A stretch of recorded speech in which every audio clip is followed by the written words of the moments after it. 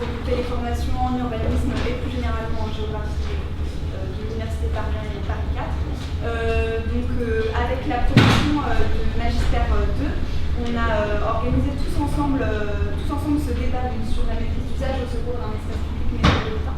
On a invité trois intervenants, donc Flore Trottmann, Bernard Arnault et Antoine Cercelin. Et on a aussi rencontré Jean-Pierre Charbonneau, qui n'est pas là ce soir, qui travaille dans l'assistance à maîtrise d'ouvrage, aide à formuler des politiques et des moyens et des méthodes pour les mettre en œuvre. Il est très intéressant à écouter sur l'espace public. Donc voilà, ces propos vont venir un petit peu aussi irriguer le débat et on pourra réagir aussi sur ce qu'il a pu nous dire. On va commencer par une rapide introduction, un peu pour vous présenter les termes du débat et les grands enjeux. Donc, au tout début de... j'ai oublié de vous dire aussi qu'on n'a pas de micro, comme vous avez pu voir, donc il faudra essayer d'être assez silencieux pour que tout le monde puisse s'entendre et qu'on puisse entendre les intervenants. Voilà. Pour l'introduction, du coup, on voulait commencer par essayer de vous définir ce qu'on appelle la maîtrise d'usage, puisqu'en fait, c'est vrai que c'est un terme qu'on emploie de plus en plus, mais c'est aussi un terme dont la définition est de plus en plus difficile à établir. Donc c'est un néologisme en fait qui est formé sur le modèle des mots maîtrise d'ouvrage et maîtrise d'œuvre qu'on connaît beaucoup plus. La maîtrise d'ouvrage, pour rappel, c'est les acteurs qui commandent en fait les projets urbains et qui vont les financer. Et la maîtrise d'œuvre, ça va être les acteurs qui vont réaliser et répondre en fait à la commande du maître d'ouvrage. Voilà, donc deux acteurs qui organisent la production de l'espace public, de l'espace urbain de manière générale aujourd'hui. Et la maîtrise d'usage va venir comme un troisième acteur qui va donc participer à construire l'espace urbain. Et cet acteur, ce serait tout simplement les citoyens. Gwenaëlle Daboville, qui travaille chez Divert avec vous, Pierre-Antoine Cercelin, a donné une définition qu'on trouvait intéressante. Elle nous dit le pouvoir donné ou conquis par les usagers d'un bien collectif pour participer à sa conception en exprimant leurs attentes et leur savoir tiré de leur expérience issue de cet usage. Donc voilà, c'est une définition qu'on trouvait assez complète. Donc, dans maîtrise d'usage, le terme usage, bien évidemment, il est interrogé. Un usage, c'est tout simplement, les usages, c'est tout simplement les différentes manières qu'ont les usagers, les habitants, les occupants de l'espace public de s'approprier cet espace et de l'utiliser. Donc du coup, prendre en compte les usages, c'est entendre la parole des individus sur leurs besoins et leurs pratiques de l'espace public. Et l'idée qu'en écoutant les usagers, on va apprendre à connaître leurs besoins et les usages et arriver à un juste partage de l'espace public entre ces usages qui sont parfois conflictuels, et même souvent.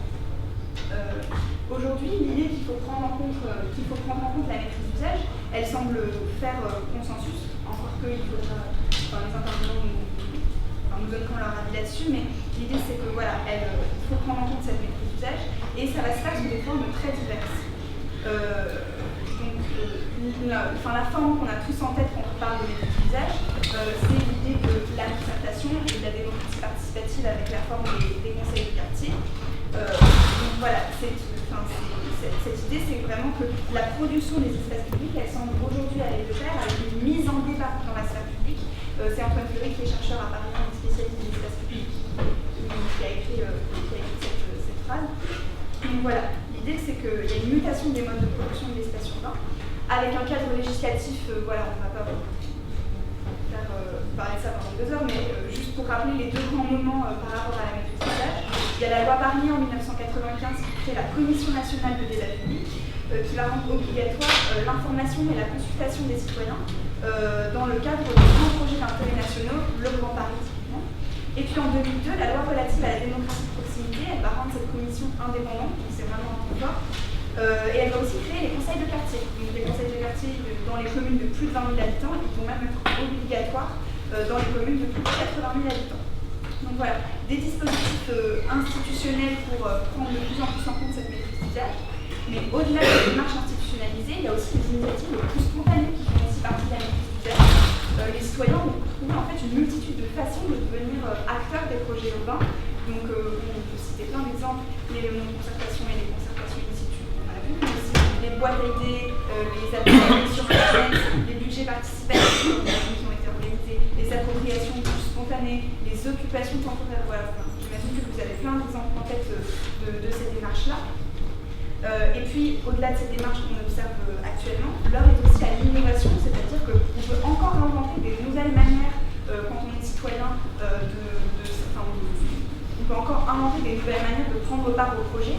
C'est ce que vont montrer les appels à projets Réinventer Paris et Réinventons nos places, dont on va parler probablement abondamment ce soir, puisque l'idée c'était vraiment de coproduire la ville et d'inventer de nouvelles manières de prendre en compte ces métiers d'usage à travers ces appels à projets.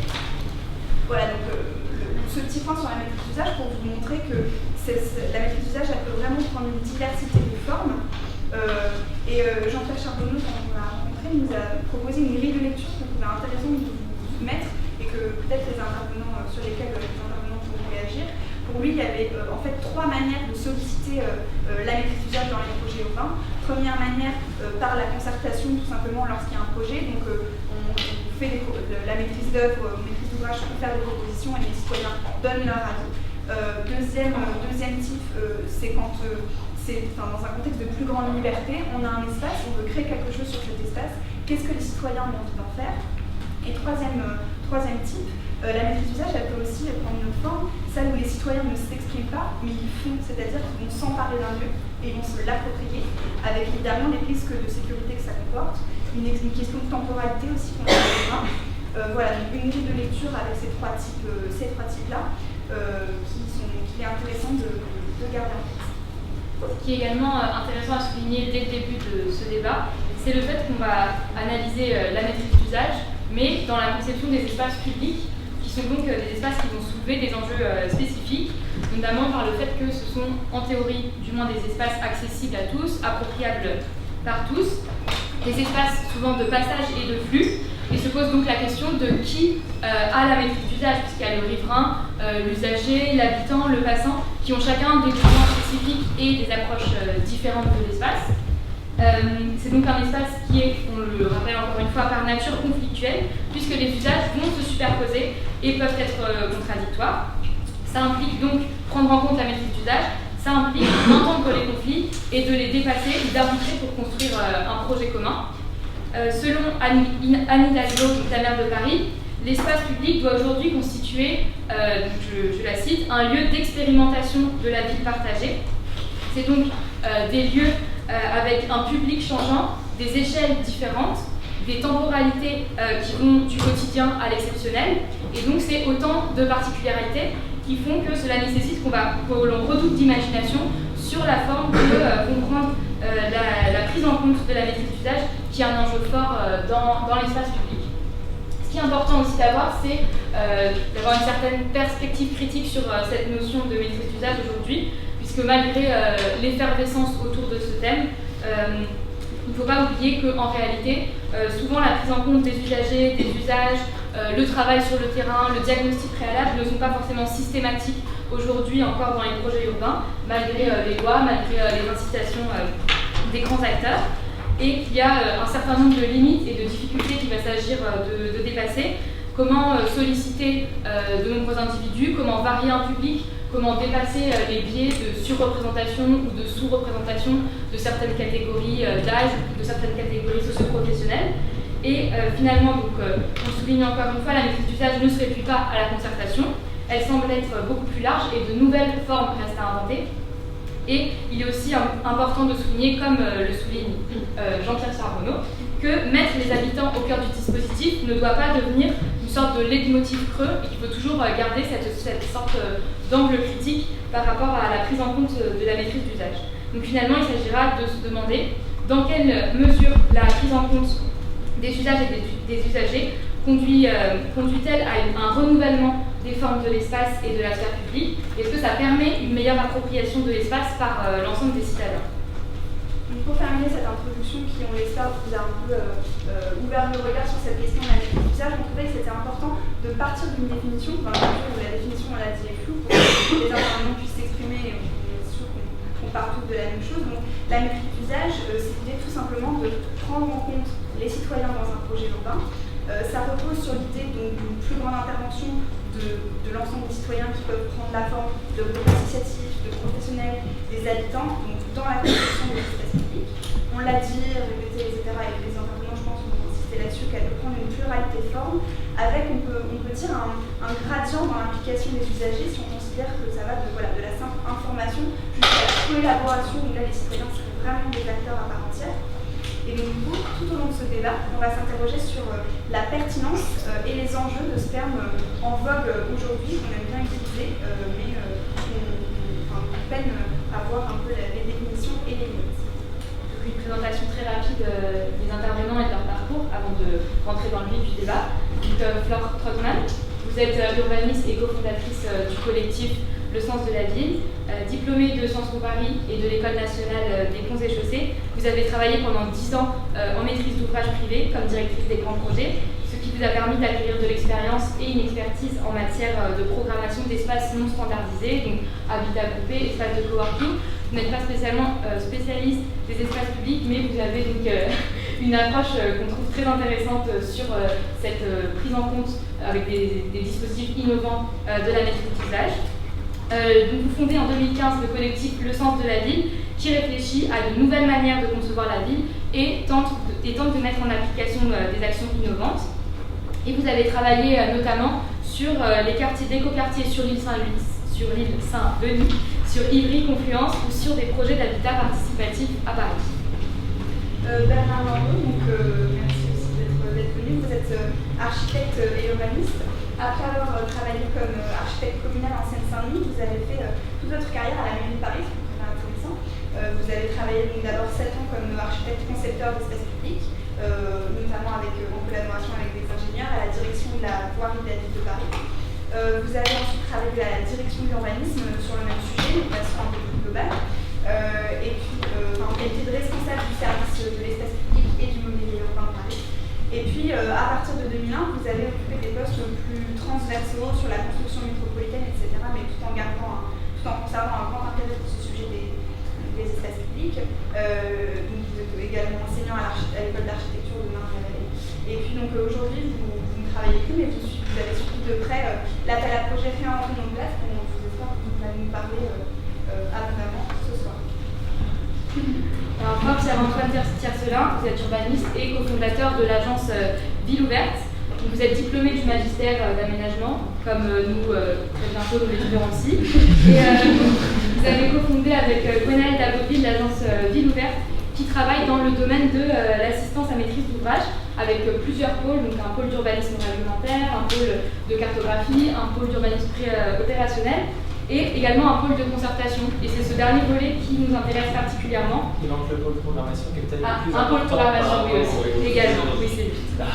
Et donc, votre expérience en matière de programmation et de concertation dans les projets d'espace public va particulièrement alimenter ce débat. En particulier, vous avez organisé la concertation pour différents parcs urbains et surtout pour la place de la République à Paris, qui est donc un espace public de référence aujourd'hui pour nous, jeunes futurs urbanistes. Donc voilà, pour entamer le débat, on va en fait commencer par un premier thème qui est assez général sur lequel on voulait avoir notre avis. On a parlé du fait que c'était difficile de définir la maîtrise d'usage et donc on voulait savoir si vous étiez d'accord avec la définition qu'on a posée et comment vous la définiriez-vous en tant que praticien voilà, dans votre travail au quotidien.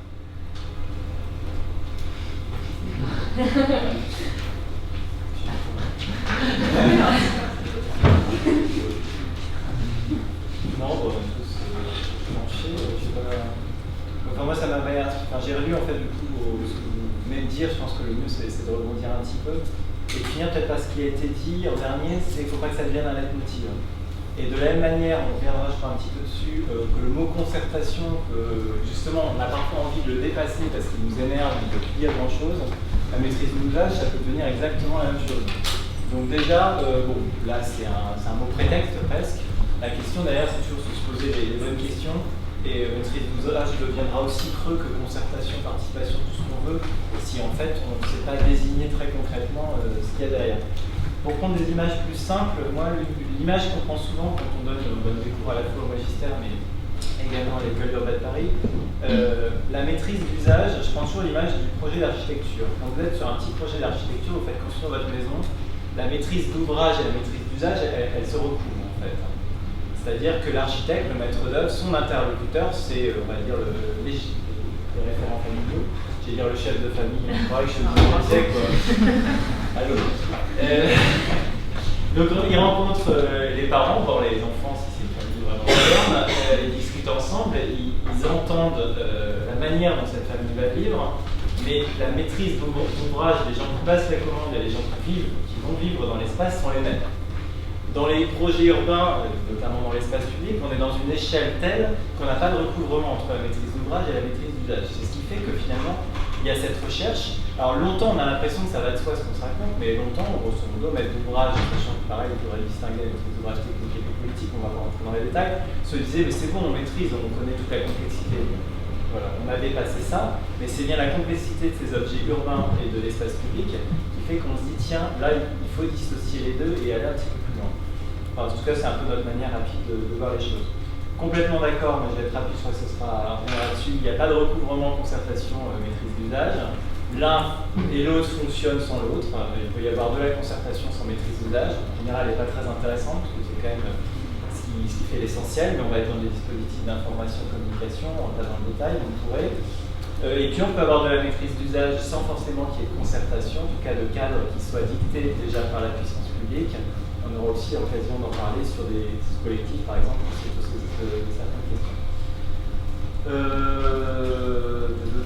ne suis pas forcément d'accord, moi j'ai pas eu le temps d'en parler avec elle, avec la définition que vous avez donnée Gwenaëlle, mais c'est intéressant, le débat existait ça maintenant. Disons qu'elle parle de pouvoir conquis ou donné. Je ne sais pas forcément s'il y a toujours une notion de pouvoir. C'est laisser une place, mais je ne pense pas que la notion de pouvoir soit inhérente à la question de la maîtrise d'usage.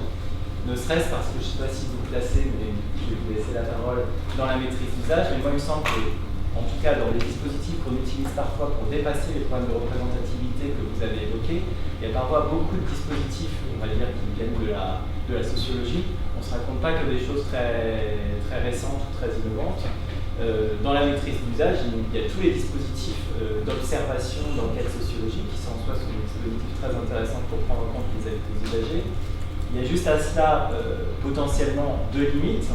Un premier qui pour moi est inhérent de toute façon à toutes les démarches des sciences humaines, c'est la question de la subjectivité.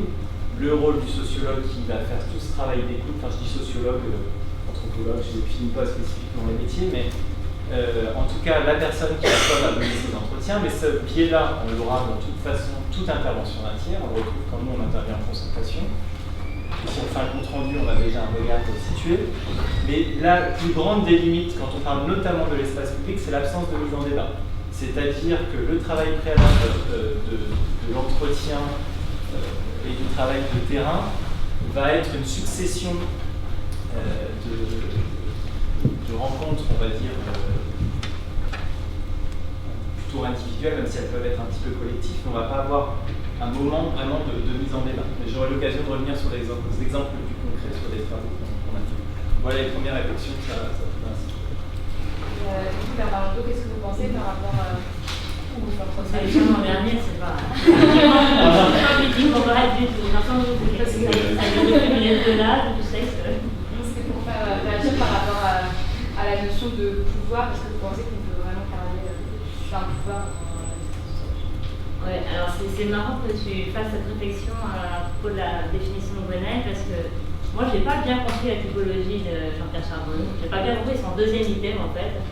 Et du coup, j'ai essayé, je me suis prêtée à l'exercice de typologie, parce que comme Pierre-Antoine, je trouve qu'il faut faire attention.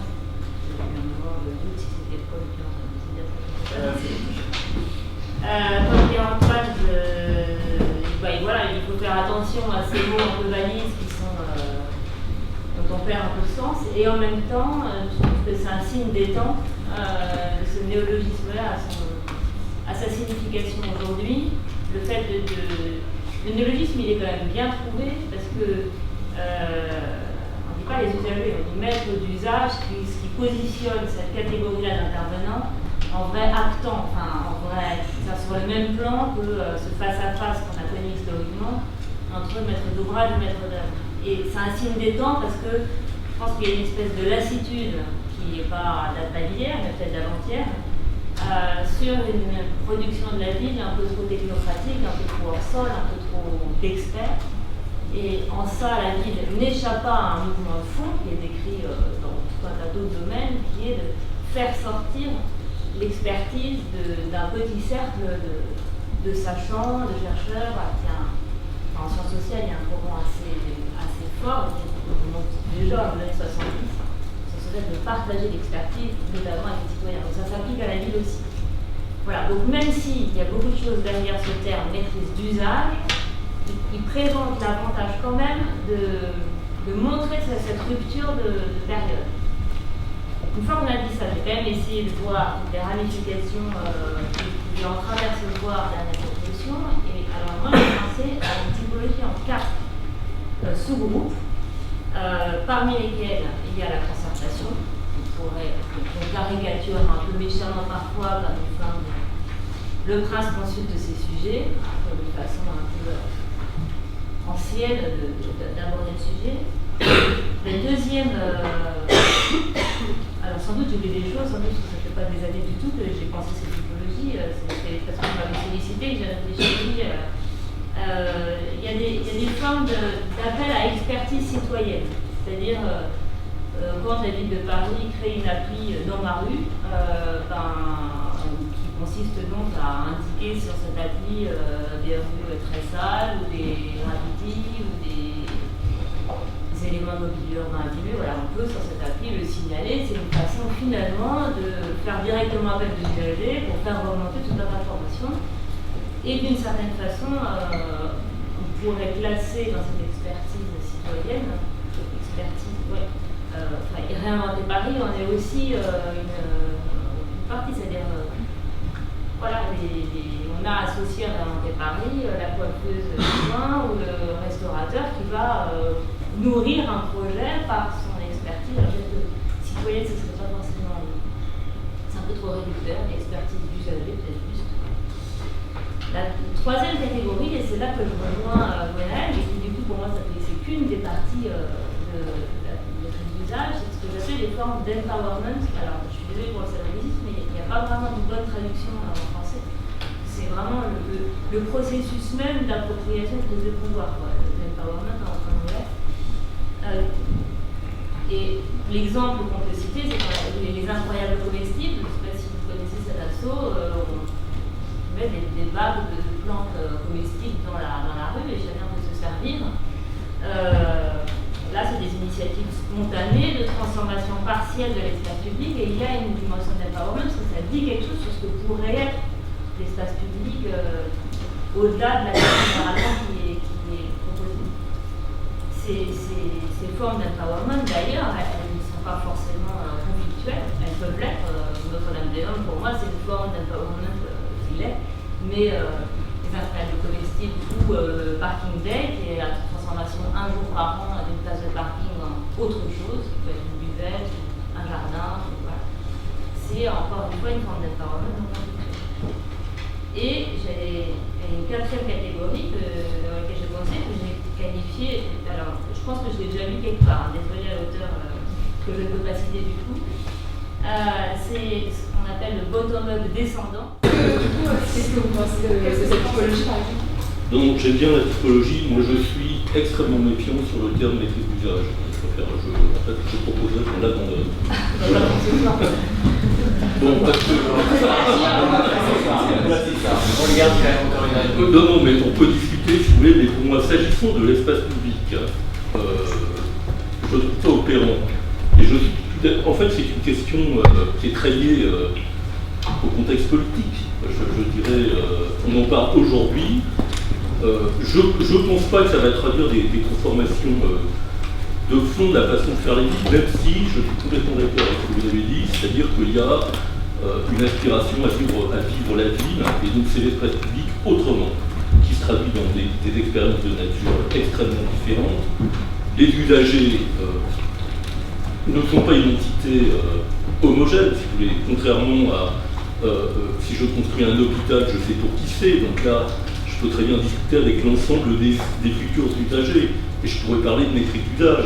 Si je construis une école, j'aurai les enfants, les instituts, l'académie, si je construis ma maison, mais sur l'espace public, pour moi, c'est beaucoup plus compliqué, parce que l'espace public, par définition, c'est le bien commun de toute la société, qui appartient, que l'on ne peut pas vendre, c'est-à-dire juridiquement, il est inaliénable, Il n'y a qu'à voir le petit débat, la juridique, sur la question de Louis Debout sur la place de la République. Vous voyez, c'est petit débat très politique, très politique. Parce que les élus ou les maires d'arrondissement vont dire, mais finalement, moi, élu, et c'est les collectivités locales qui sont responsables, qui sont propriétaires et responsables du domaine public, de sa gestion, de sa liberté d'occupation. Ils vont peut-être dire, mais au nom de quoi je favoriserais plutôt l'occupation de tel mouvement par rapport aux autres. Hein, c'est une question qui se pose ce matin. Donc, sur l'espace public, cette notion de maîtrise d'usage, je la trouve extrêmement dangereuse et ambiguë. Et quelque part, elle reflète cette question de poids des mots vidés de leur sens, donc que manient très bien les politiques sur les notions de communication, parce que je pense que tout le monde, vous avez compris qu'ici, réinventer Paris, c'était un peu comme de la maîtrise d'usage, mais pas du tout. Si vous voulez réinventer Paris, c'est des terrains privés qui appartiennent à la mairie de Paris, où elle demande à des financiers, des architectes et des maîtres d'ouvrage, donc si vous voulez, c'est pas réinventer la société, hein, de faire des propositions de programmes nouveaux, c'est-à-dire de programmes nouveaux, oui, bon, mais c'est là où on peut dire qu'il y a un peu une notion de maîtrise d'usage. Mais enfin, si vous voulez admettre que ça va être nouveau, que sur l'ancien bâtiment de Morlan, qui était le bâtiment de la préfecture, on peut avoir une piscine, un hôtel de l'agriculture urbaine, des bureaux, etc. Je veux dire, c'est le seul truc qui est nouveau, c'est qu'on le fait ensemble à cet endroit, alors qu'avant, pour des tas de raisons réglementaires ou autres, c'était pas possible. Bon. Mais est-ce que c'est fondamentalement nouveau? Est-ce que ça change fondamentalement la maîtrise d'usage de la ville? Moi, je sais pas. Si vous voulez. Mais ce qui m'intéresse, c'est que le terme réinventer nos places, en fait, si vous voulez, qu'est-ce qu'il faut réinventer? Quel est le besoin de réinventer quoi, je dirais? Vous voyez, enfin, moi, donc je trouve que là, il y a des glissements qui renvoient plus à une crise politique, une crise de sens, pour moi, c'est ça qui me motive pas. Une crise de sens, c'est-à-dire que si même le politique élu demande aux citoyens, mais qu'est-ce que je pourrais bien faire sur ma place publique, c'est que quelque part, il est lui-même extrêmement démuni, peut-être même sur la raison qui fait qu'il a été élu. Enfin, je force le trait. Mais moi, c'est surtout ça que je constate. C'est un peu ça que je constate, et qui m'inquiète un peu. Je veux dire, sur le fond, ça m'inquiète un peu, parce que, je tourne le bâton volontairement dans l'autre sens. A priori, si vous voulez, moi j'attendrai. Je vais vous raconter une histoire dans laquelle on parlait pas de maîtrise d'usage, mais moi j'ai vécu la transformation du quartier Montorgueil, quartier piéton. On parlait pas de maîtrise d'usage. J'avais une élue, moi je viens plutôt de milieu assez engagé, on va dire. Voilà. J'étais architecte de la ville de Paris. J'avais une élue qui était plutôt, je l'appelais Madame Taffin, mère de 8 enfants, je l'appelais Mao de droite. Elle avait mis en place des comités de quartier, des comités de rue, des comités d'habitants. Enfin, il y avait 50 comités. Donc c'était quelque part, concertation, maîtrise d'usage, 8 étoiles. Pour moi, 8 étoiles. Tout était discuté avec elle. À l'époque, on n'a jamais parlé de maîtrise d'usage. C'est un chantier de piétonisation de tout un quartier qui est rond comme le carreau des Halles, hein, et qui s'est passé finalement aujourd'hui, tout le monde était à peu près content, si vous voulez, de ce qui se passe. Il y a d'autres types de problèmes. À la limite, les terrasses de café, on avait mis des trottoirs pour contenir le débordement des terrasses de café, puis paf, les terrasses de café vont jusqu'au milieu de la rue. Donc, je veux exprimer par là, si vous voulez, que c'est un thème à la mode, pour moi, et qui est plus le signe d'une crise de sens de la société que quelque chose qui porte, alors j'espère que ça porte vers une autre façon de faire, etc.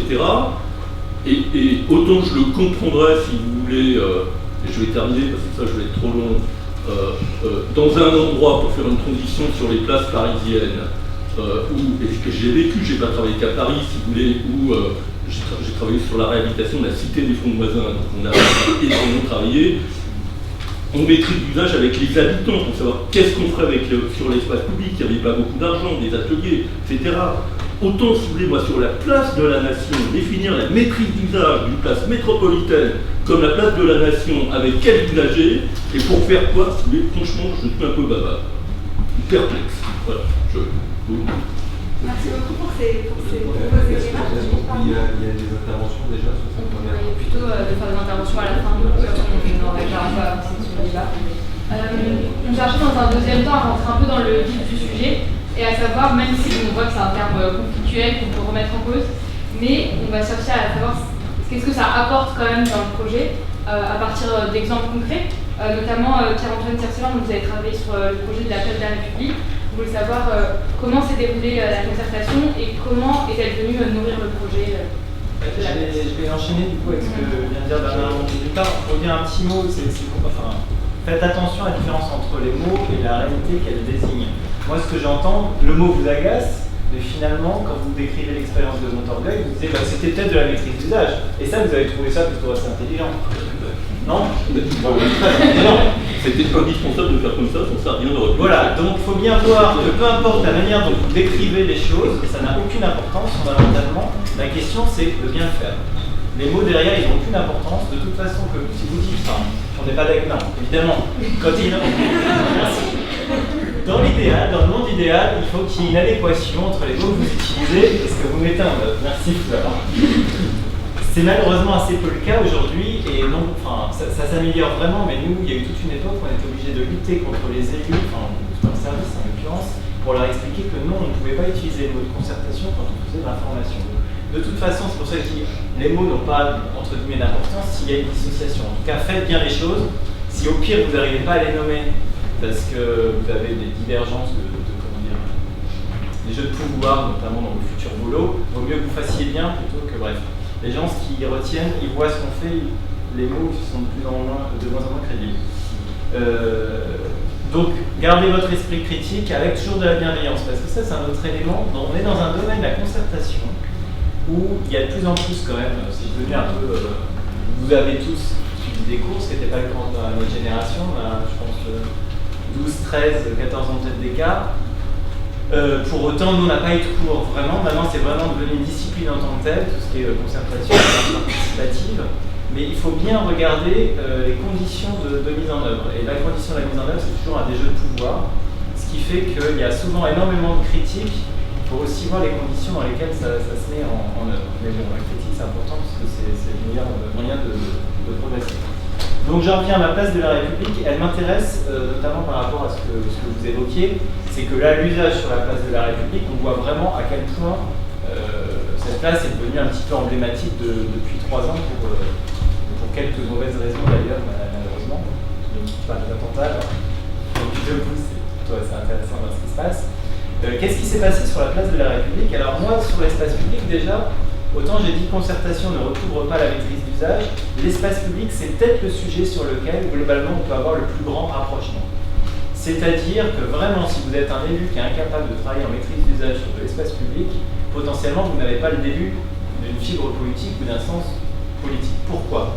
Parce que contrairement à beaucoup de projets urbains ou architecturaux, on est souvent sur des projets assez consensuels. Alors, on va revenir sur la place, rue, en fait on a des concurrences d'usage, notamment voitures, cyclistes, piétons, qui fait qu'on est quand même dans un espace légèrement conflictuel. Mais l'espace public, si on le prend sous l'angle par exemple du parc, c'est le sujet par excellence de la maîtrise d'usage, et d'une maîtrise d'usage qui est finalement assez apaisée, où on apporte un plus, un service, et où on a quand même un sens du partage. Sur la place de la République, la démarche de maîtrise d'usage la plus intéressante, qui a été quand même assez bien menée, j'en parle d'autant plus aisément, c'est pas nous qui l'avons menée. Nous, on est arrivé suite au concours qui a été remporté par TDK et on était dans ces assises. La première partie, elle a bien été menée en phase plutôt programmatique avant que le concours ne soit lancé, mais je vais peut-être pas revenir là-dessus parce que il y a beaucoup de magistériens, non? Il y a plus que des magistériens, c'est ça? Oui. Par un collectif qui s'appelle Bazar Urbain, si vous ne connaissez pas, vous pouvez regarder sur internet à Grenoble, qui sont vraiment des gens qui font un travail assez intéressant, notamment des architectes, des sociologues, et qui eux ont organisé différents groupes d'usagers. Donc il y avait des démarches in situ, ça c'est souvent assez important pour les logiques de maîtrise d'usage, pour les logiques de concertation de manière générale, et différents groupes d'usagers marchent avec les cyclistes, marchent avec les piétons, marchent avec les personnes handicapées, marchent avec, j'en oublie sûrement, avec les services, avec les politiques, etc.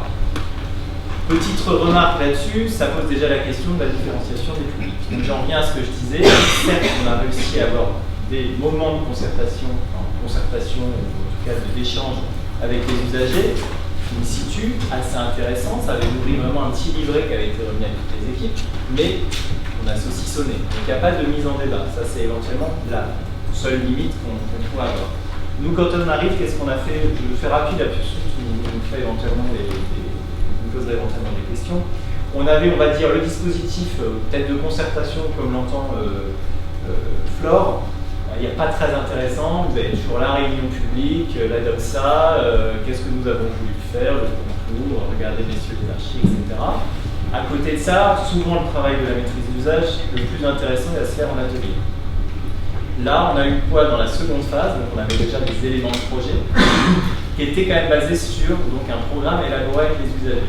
Donc il s'agissait surtout de vérifier l'adéquation entre un programme élaboré en partie par des usagers et une interprétation qu'en faisaient les architectes. Donc on a eu un travail spécifique, notamment sur la mobilité avec les cyclistes, parce que c'est quelque chose qui avait été assez un peu approfondi. Petit passage, on y reviendra si vous voulez, mais divergence, autant d'avis que de cyclistes dans la salle, ce qui repose de toute façon la question de la place du politique, d'un arbitre en tout cas, que ce soit le politique ou les services, mais il y a toujours la question qui pilote ces dispositifs. Enfin, toujours. Pas forcément toujours, mais dans l'espace public, par excellence, ça doit rester quand même un espace, comment dire, on le voit avec la place de la République, il y a toujours la puissance publique qui n'est jamais très loin, à part qu'on pourrait envisager qu'il y ait une privatisation totale, mais là c'est un peu plus dur. Donc les cyclistes, avec plusieurs avis, et le plus intéressant, c'était les ateliers de programmation en tant que tel. Assez bizarrement, en fait, et on voit que en fait, le sujet ne se posait pas vraiment, donc on en est intimement convaincu, mais les élus ont un peu eu peur quand ils ont vu le projet de TVK, qui était ce grand espace vide. Initialement, il y avait des pavillons, les pavillons ont sauté, il devait y avoir 4 pavillons. Il y en a eu un maintenant qui a brûlé d'ailleurs, mais au début, il y avait 4 pavillons sur les grandes marches que vous voyez, là où il y a le petit pavillon des jeux. Et il y avait 4 pavillons, ils se sont dit qu'est-ce qu'on va mettre dedans. Puis ces pavillons ont un peu sauté au fur et à mesure, en discutant avec l'ADF. À un moment, le grand espace vide leur a un peu fait peur. Je pense que ça n'aurait pas forcément posé de problème, mais ils se sont dit bon, on va réfléchir aux questions programmatiques. Et donc, sur ces questions programmatiques, on a eu plusieurs cycles de travail. Bon, qui sont plutôt passés assez facilement. Il y avait la question de la place du jeu, la question de la place notamment, on va dire, de l'expression sociale dans toutes ces diversités. Vous savez qu'il y avait des sans-domicile fixe qui résidaient au cœur de la place avant le réaménagement. La question c'était quelle place on fait à ces usagers dans le cadre de ce réaménagement. Bref, je rentrerai dans le détail si ça vous intéresse. Il y avait la question de la place comme espace politique. On voit à quel point ça reste d'actualité plus que jamais. Et puis, voilà, point. Sur la méthode, question des usagers, je crois que ça a été un peu évoqué au sujet de projet de la cité. Je ne sais plus. En tout cas, Place de la Nation. Place de la Nation, merci. Sur la place de la Nation, place de la République, on est pareil. C'est que naturellement, si vous faites de la concertation sans faire attention au public, vous allez avoir surtout des riverains. C'est souvent le cas. Là, on a vraiment un problème, on est sur des espaces métropolitains par excellence. C'est la question qui s'était posée aussi sur l'émission qu'on avait menée au HAL. C'est-à-dire qu'au HAL, la concertation avait été quand même en grande partie, on ne va pas utiliser d'adjectif, mais en tout cas, elle avait été l'association Accomplir, qui est une association surtout de riverains, qui a pris un grand rôle. Les métropolitains étaient assez absents, ce qui s'est ressenti en partie dans les orientations qui avaient été prises. Donc il y a une étude spécifique qui avait été lancée sur les services métropolitains, qu'on avait mené en relation avec l'agence pour le développement. Et donc, République, la logique était un peu la même, si vous voulez, de se dire, bah mince, on n'a que des riverains, mais bon, donc là, mise en place d'un panel pour aller chercher des usagers plus représentatifs, sélection sur grosso modo 2 semaines, de gens qui représentaient différents types de publics cibles, enfin publics, on a mal choisi, usagers cibles, on va dire, de la place. Donc, avec un institut de sondage. Alors, Léal, ça avait été fait avec un institut de sondage, donc c'est les mêmes qui peuvent avoir des méthodes un peu marketing, hein, ici les clientèles, etc. Sur République, pour des questions à la fois budgétaires, mais aussi par rapport à la valeur ajoutée qu'on avait pu voir au HAL, on est parti sur des recrutements de panel in situ, donc on a passé beaucoup de temps pour identifier des gens qui fréquentaient la place et pour ensuite les faire venir. Parce que la question du panel, alors ça dépend des instituts, hein, mais s'ils recrutent, ils ont des panels déjà tout prêts, et après ils ont aussi des dispositifs où ils recrutent des nouveaux panels. Et en fait, dans les budgets de la ville de Paris, grosso modo, il n'y avait que les panels tout prêts, qui posent quand même des gros problèmes parfois de représentativité. Bon, je suis un peu trop dans le débat, donc je m'arrête là. Et du coup, c'est intéressant parce que Florentine, vous nous avez parlé d'un exemple justement qui nous avait vendu sur où vous avez un peu vu un document des usages qui était fait avec un institut de sondage qui permettait d'avoir un panel un peu représentatif. Est-ce que vous pouvez nous dire plus globalement ce que ça a apporté pour vous au projet? Ça m'ennuie que vous me branchiez là-dessus tout de suite parce que j'avais envie de répondre très rapidement. Sur Réinventer je peux quand même ajouter. Moi, je partage complètement cette critique qui a été d'ailleurs assez formulée sur la question du sens et de la vision politique qui doit quand même précéder cette quête d'innovation dont on finit par ignorer l'objectif et l'objectif. Maintenant, je veux juste apporter une nuance sur ce que vous avez dit sur c'est pas parce qu'on en quitte ça que c'est innovant. En fait, l'innovation, de ma perception d'Inventer Paris, parce que j'étais directement à la fois et candidate et j'ai fait un travail d'analyse, de partage d'expérience entre candidats à Inventer Paris, c'est que c'est quand même un peu dans les détails que cette innovation, enfin que les innovations programmatiques se sont jouées et qui sont pour autant pas des innovations marginales ou anecdotiques. Je vais donner un exemple. Dans la réponse qu'on avait formulée, et c'est pas pour dire que je l'ai plus d'autres, mais il y avait un programme qui était composé à la fois d'écoles, de cuisine, d'agroécologie, d'un restaurant, de logement et d'un hôtel.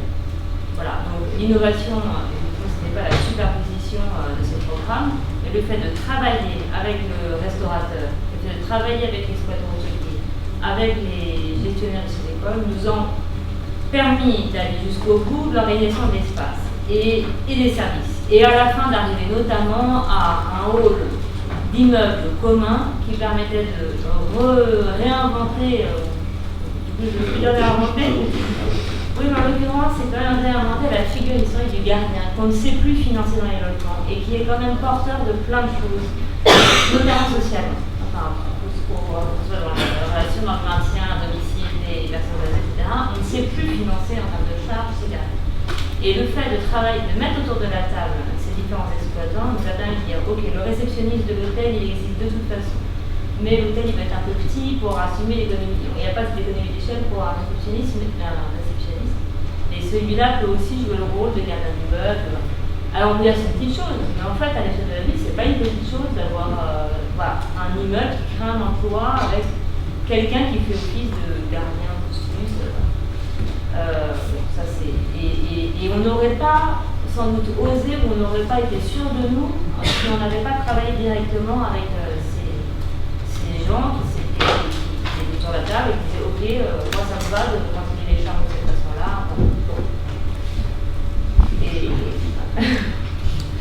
Sur l'exemple que vous me demandez de raconter brièvement, on a été, alors j'ai vraiment fait mon ancienne vie de maître d'ouvrage privé pour pas dire promoteur. Donc on pilotait au sein du groupe Raymond un écoquartier et on a eu envie de sortir du produit de logement hyper standardisé. Et donc le point de départ c'était le promoteur fait sans cesse référence à la demande des Français en termes de logement, mais il n'y a aucune raison pour que on veuille tous le même logement. Donc on était dans un cas de figure typiquement où cet écoquartier était à l'île Saint-Denis à la place des anciens entrepôts du printemps. Donc là il n'y avait pas d'usagers. C'était pas ceux qui habitaient juste autour qui allaient acheter puisque c'était un quartier qui était entièrement synthé de logements sociaux. Donc la question s'est posée de comment est-ce qu'on essaye d'inventer avec des gens qui ressemblent à ceux qui sont susceptibles d'acheter ici. Voilà. Sachant qu'on n'allait pas faire de l'habitat participatif à l'échelle de tous les quartiers, on en a fait sur un bâtiment. Voilà. Donc on a fait un travail avec Res Publica qui est un spécialiste de concertation et on a demandé à Aris Alternative, un institut de sondage, d'essayer de nous fabriquer un panel de ces gens qui ressemblent à ceux qui seraient susceptibles d'acheter un appartement social. donc on a à la fois testé les typologies, testé l'emplacement, enfin, il y avait aussi une dimension commerciale, c'était à la fois de diversifier ce qu'on appelle les produits logements, c'est-à-dire très moche, de diversifier les offres de logement, et aussi de tester les freins liés aux projets urbains ou aux projets architecturaux. Par exemple, c'est un endroit où passe les lignes haute tension et la 86 en viaduc pas loin. Voilà, on a commencé par une visite en bus avec ce panel et ils ont tous été affolés par ces lignes haute tension, notamment parce que nous, et en fait quand on fouillait, on se rendait compte parce que les gens n'arrivaient pas à penser le risque lié aux lignes haute tension. Donc, voilà, le promoteur, ça l'a aussi alimenté dans sa stratégie de communication commercialisation. Voilà, il faut qu'on s'outille d'une pédagogie sur le risque lié aux lignes haute tension ou l'absence de risque si on se recule. Donc voilà, c'était une expérience effectivement intéressante. Commercialement, finalement, quand je réfléchis avec le film, on n'a pas été amené à... Il n'y a pas eu tant de propositions, d'imagination. En fait, les architectes avec lesquels on travaillait ont été mobilisés dans les ateliers. Au début, ils étaient très réfractaires en disant, en gros, bon, nous on sait, eux, les architectes, nous on sait ce que souhaitent les gens. On s'ennuie. On s'ennuie, quoi. Si on est consensuel, bon. Oui, moi, en fait, réinventer Paris, réinventer les places, le terme est un terme, je trouve, de communicants assez balèze, mais il ne s'agit pas des mêmes produits. Je répète, un des cas, c'est les terrains privés qui appartiennent à la ville, et M. Mussica, qui est l'adjoint au maire de Paris en charge de l'urbanisme, dit derrière Réinventer Paris, je suis un bon gestionnaire, je valorise notre patrimoine. C'est-à-dire, je regarde les actifs, et les actifs plutôt qui dorment, j'essaie de les faire évoluer intelligemment. Et ce qui est positif dans Réinventer Paris, mais ça renvoie plus à une dimension dont on parle par différentes entrées dans notre discussion, c'est que, et c'est très très vrai pour le logement, c'est très vrai pour la production de logement, tous les cadres institutionnels, normatifs, réglementaires, etc. sont bloqués. Enfin, ils sont bloqués. Enfin, quelque part, le logement standardisé d'aujourd'hui est moins bien dans ses surfaces, je suis un peu caricatural, mais profondément ce que vous voulez, parce qu'il est moins bien que celui qu'on faisait standardisé dans les années 70. C'est pas caricatural, c'est l'exact réalité.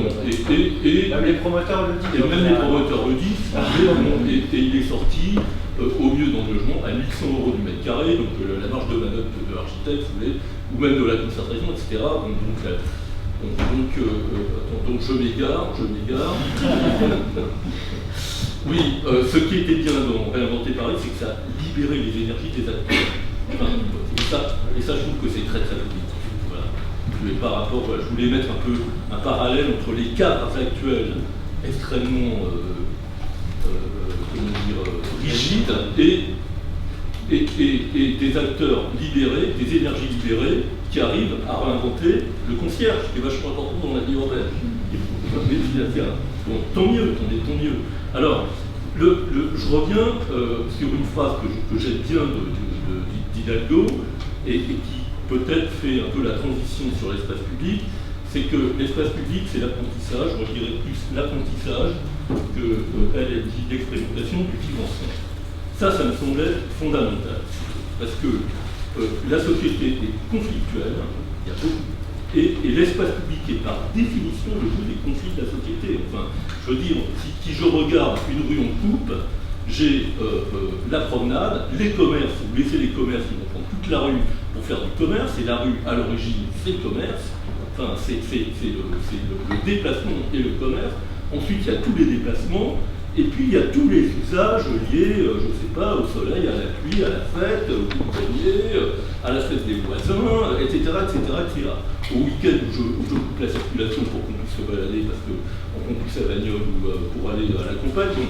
Donc, quelque part, c'est vrai que il y a besoin, il me semble aujourd'hui, je dirais, de médiation, parce que finalement, quand j'écoute un peu tout le travail qui est fait par... quelque part, il y a des nouveaux métiers qui sont inventés, qui sont des professionnels de la concertation, finalement, c'est-à-dire, ça c'est Lyon a commencé à travailler sur ces questions-là, et les élus ont besoin qui sont propriétaires, je dirais, et qui donnent l'argent, enfin, même si on a ensuite des budgets participatifs, il y a des expériences pour dire on ferait mieux que cela à tel ou tel endroit. Ils ont quand même cette responsabilité, enfin les gestionnaires de la ville ensuite, de proposer quelque chose. Et donc, comme l'espace est par nature conflictuel et qu'on n'aime pas trop les conflits et qu'il vaut mieux qu'il soit consensuel, il y a tout ce travail long et méticuleux que je trouve, pour moi, alors appelons ça un travail sur la maîtrise des usages, si vous voulez. Enfin bon, je suis peut-être un peu ringard en m'exprimant comme ça. Hein non, bon, moi je suis un peu cloche-noc dans l'histoire. Mon expérience est derrière moi, elle n'est pas devant moi en termes de maîtrise d'œuvre d'espace public. J'ai fait pas mal de maîtrise d'œuvre d'espace public. Ne pas faire tout ce travail, à mon avis, c'est courir à. C'est même pas la peine de faire un projet si on ne fait pas ce travail. Voilà. Alors, ensuite, aménager, réinventer les places. Bon, alors, si vous voulez, on va réinventer les places. Je suis un peu ennuyé parce que, bon, mais enfin. Moi, j'ai été directeur adjoint d'urbanisme dans le dernier poste que j'ai quitté, c'est-à-dire il y a 2 ans, donc j'ai un peu un devoir de réserve vis-à-vis de la ville. Mais je vous avoue que. À titre personnel, cette histoire m'étonne. C'est-à-dire que, d'abord, je pense que entre la place du Panthéon, la place de la Nation, la place de la Bastille, la place de la Madeleine, la place d'Italie, qui sont de très grands espaces, la place des Fêtes, c'est très différent, la place des Fêtes, la place Gambetta, qui est un peu une place de quartier en réalité. Gambetta, c'est la seule qui est une place de quartier. Toutes les autres, c'est des places emblématiques de Paris. Bon, et donc dire, on va faire avec beaucoup moins d'argent, d'ailleurs j'entends que c'est plus 30 mais 40, et moi je parie que si quelque chose se fait, ça sera plutôt 55. Oui, attendez. En millions d'euros, hein, parce que République, ça a coûté, et je dirais 2 mots sur République, ça a coûté 22 ou 25, alors qu'au début c'était 12 qui était fait. Voilà. Hein. Et il continue de pleuvoir dans le métro. Enfin, je vous reparenthèse, on a refait les fonctionnalités du truc, mais il pleut toujours dans le métro. Alors, donc, Jean-Louis Sica dit à juste titre, on ne peut pas se payer des Rolls-Royce tous les jours. Mais, enfin, alors là, moi je dis, je vois pas l'urgence métropolitaine de refaire la place d'Italie. Je suis désolé, les espaces publics parisiens, pour moi, ils sont plutôt luxueux par rapport à tous les espaces publics de la métropole. Je trouve que ce n'est pas une priorité de mettre de l'argent là-dessus. Voilà. Si je donne vraiment ma conviction, et on bossé 30 ans sur Paris, pourquoi faut-il mettre de l'argent là-dessus? Je pense qu'il y a par contre, et faire des choses autrement, j'attends de voir comment on va le faire par d'autres procédés. Il y a quelque part derrière pour moi l'affichage d'un projet. J'attends de voir, parce que maintenant, au début on a dit on ne prendra pas d'architecte, maintenant j'ai vu qu'il y avait un appel à assistance à maîtrise d'œuvre. Bon, à laquelle tout le monde a répondu, évidemment, comme tout le monde cherche du boulot, tout le monde a répondu. Bon, et puis, j'entends, donc, je voudrais voir ce que ça va donner. J'étais aux réunions sur la place du Panthéon, je suis à peu près d'accord avec la maire, qui est peut-être une maire de droite, de la place du Panthéon, si elle dit, mais attendez, la place du Panthéon, qui ont 5 bagnoles peut-être, mais pourquoi les dépenser du fric sur la place du Panthéon, si vous voulez, hein? Oui, non, mais en plus, je pense, mais là c'est un avis. Voilà. Ce que je veux dire, c'est que c'est sans doute pour des raisons très différentes de ce que vous m'indiquez, parce que nous, quand on parlait de péréquation au niveau de la métropole, c'est-à-dire derrière, c'est de quel usage on parle quand on parle des places de Paris, si on parle du sujet de la métropole, le fric est pas ailleurs. Celle de. Pas forcément, alors je vais. 5e, sans doute, c'était pas façon. Oui, attendez. Ayant travaillé autant de temps sur des mandatures de droite que sur des mandatures de gauche, je vais vous dire, le 5e. Il est extrêmement gâté en anarchisme, c'est une Tibérie. Oui, donc on peut aller faire des trucs à la place du Panthéon. Je ne suis pas sûr qu'il y ait une nécessité d'aller construire 3 millions de places du Panthéon. Bon, donc voilà un peu Et par contre, si vous voulez, je pense que, et là du point de vue de la maîtrise d'usage, ça aurait été beaucoup plus intéressant. Il y a des centaines de places de quartier, d'espaces de proximité dans Paris, de rues, sur lesquelles vraiment dans des discussions liées à un vrai usage d'amélioration de la vie des riverains, qui aurait pu produire de la coproduction utile, à peu près sur les mêmes budgets, on aurait certainement plus servi, enfin à mon avis, la vie quotidienne des gens. Donc le fond de la pensée sur la question de réinventer les places, pour moi, je suis un peu direct, c'est une opération de communication dont je ne partage pas complètement tous les objectifs. Oui, voilà. Il n'y aura pas de débat, parce que je crois qu'on est d'accord. Bon, bah, il faut le dire si on est d'accord. Parce que, évidemment, du lieu où je suis, évidemment, je l'ai dit au conseiller du maire, je l'ai même dit à Madame Daniel aussi. Bon. Et je sais qu'il y a un certain nombre d'élus qui pensent, et pas les moindres de la ville, qui pensent la même chose. Donc, avant de faire des erreurs, peut-être que voilà. Alors, sur le rapport, peut-être que Non, mais enfin, ce que j'ai dit en aparté rapidement, ça me semble juste fondamental et en rebondissant sur ces précédents, c'est-à-dire que ça pose la question du périmètre d'usage, c'est-à-dire quand on fait l'espace et qu'on parle de la métropole en même temps, est-ce que les usagers, c'est toujours les Parisiens intramuros ou est-ce que c'est les Parisiens de la métropole? Et si c'est ça, on ne peut pas déconnecter la question de la péréquation des ressources entre le territoire et la métropole. Voilà. Ou alors on fait qui me semble en effet fondamental, c'est presque une insulte à des territoires comme quelle commune qui, dans le centre-ville de Saint-Denis, d'effectivement dépenser ces millions-là pour refaire ces places de Paris. Quoi. Mais, on fait la porte de la Villette, la porte de Montreuil, les portes qu'on partage avec nos voisins. Non, c'est hyper important. Mais là, c'est vachement consensuel, là, ça va plus du tout. Donc ça va pas. Moi j'avais alors un truc qui est assez consensuel, mais c'est la distinction des différents types de maîtrise d'usage. Ça a été évoqué par Flore quand elle évoquait l'exemple de l'écoquartier sur l'île Saint-Denis. Effectivement, il ne faut pas oublier, on parle d'un type de maîtrise d'usage. Encore une fois, pour moi, c'est là qu'elle recouvre vraiment peut-être la plus grande facilité à mettre en œuvre des maîtrises d'usage sur l'espace public, par rapport aux différents métiers qui pourront être les vôtres. Donc vous travaillez sur l'espace public, du renouvellement urbain, des extensions urbaines, etc. Finalement, là, on est dans l'exercice le plus facile. Il faut quand même bien en avoir conscience. Ça ne veut pas dire que c'est fait, mais c'est quand même le point de vue plus facile. Pourquoi? Parce qu'en fait, comme l'a expliqué Bernard Landau, on est, comment dire, alors c'est à la fois un espace conflictuel, mais c'est aussi un espace où il y a des marges de manœuvre qui sont plus grandes et où on a une perception d'usage qui est finalement assez là et surtout déjà là, c'est-à-dire qu'il y a une vraie pratique de l'usager dans son espace, in situ, on peut tout comprendre le fonctionnement, etc. Les autres types de maîtrise d'usage assez faciles à mettre en œuvre, c'est tout ce qui est en renouvellement urbain.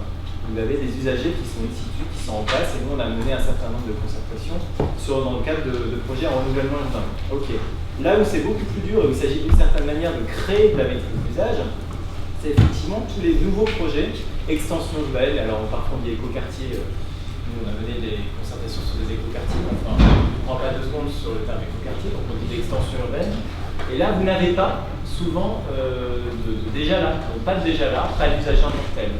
D'où la création effectivement des panels, parce que sinon vous vous retrouvez dans des concertations là, qui pour le coup sont complètement dissociées de la maîtrise d'usage avec des syndromes NIMBY. Ça ne veut pas dire qu'il ne faut pas les mener. Hein. Les obligations de la concertation, il ne faut pas l'oublier. In fine, c'est lié au droit de l'environnement. Et c'est votre environnement se modifie, vous avez le droit, en tant que personne dont l'habitat de l'espèce humaine se modifie, on estime qu'elle a le droit de donner son avis. Donc c'est quand même basé en partie sur de la concertation NIMBY au départ, le droit de la concertation. Enfin, le droit de la il n'y a pas de maîtrise d'usage en tant que tel. Voilà, c'est peut-être une distinction à faire. Sur les résultats, effectivement, je sais plus ce que je voulais dire, je les reviendrai. Et puis bon, le reste, c'est une discussion générale, on y reviendra dans le débat. Mais moi, je ne suis pas trop d'accord sur la notion de crise du politique. Quand on dit, oui, je trouve que demander leur avis aux usagers, ça vous avez dit en introduction, moi, ce qui souvent pourrait être un peu critique, mais je trouve que c'est bien un symptôme de notre crise du politique. Pour moi, ce n'est pas du tout ce symptôme-là, d'une certaine manière. C'est plutôt une manière assez moderne de faire de la politique. Là, il y a toute une question assez générationnelle. Mais quand j'entends Flore justement décrire ce qui s'est passé sur Réinventer Paris, nous on a exactement le même retour sur Réinventer Paris. C'est dans ces petites articulations, dans les petits détails que vous faites des choses très concrètes, très modestes, mais finalement qui in fine changent absolument tout. Et je trouve au contraire que c'est assez moderne et que dans ces méthodes d'ailleurs, on parlait de panels qui sont empruntées parfois des méthodes du marketing, on gagnerait souvent à aller voir ce qui se passe parfois dans le privé, on est très critique vis-à-vis du privé, mais vous avez toujours des questions d'équilibre financier qui font que de toute façon, globalement, sur les modèles d'innovation, on fait parfois moins de conneries. Et donc il y a souvent des choses à aller observer de ce côté-là, et je trouve que ça fait du bien qu'on intègre un peu ces nouveaux modes de faire dans le politique. C'est une question que vous posez plus tard d'ailleurs, donc du coup, ne vous inquiétez pas sur le temps qui passe, mais est-ce que c'est une remise en cause du politique en soi? Moi je ne pense pas du tout que ce soit une remise en cause du politique. C'est peut-être une remise en cause légère de la technocratie, comme vous l'avez évoqué à un moment, c'est-à-dire, On arrête de penser qu'à un moment, il y a une personne qui sait tout.